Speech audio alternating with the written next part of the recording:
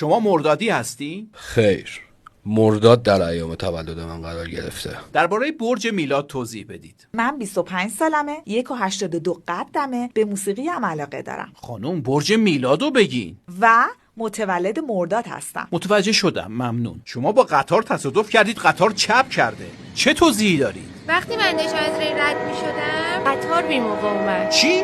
گواهینامه‌تو بده ببینم. بفرمایید. گفتم گواهینامه، چرا کارت ملی میدی؟ تاریخ تولد رو ببینید لطفاً. اوه، مرداد ماهی؟ بله. الو مرکز، قطار 100% مقصره. اعلام کنید راهن خسارت این خانومو بدن. مسافرین محترم، خلبان مردادی هستم. پرواز خوبی رو برای خودم آرزو میکنم. در هنگام خطر به سمت 2 در جلو و 2 در عقب نمیرید تا قبلش من پیاده شم. متشکرم.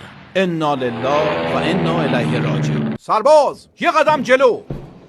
شعار پادگان چیه؟ همه فدای یک نفر، یک نفر فدای خودش. این شعار پادگانه؟ اعزامیه کجایی؟ مرداد ما. میگم اعزامیه کجا؟ آها، درسته. شما دیگه نمیخواد زحمت بکش بری عقب.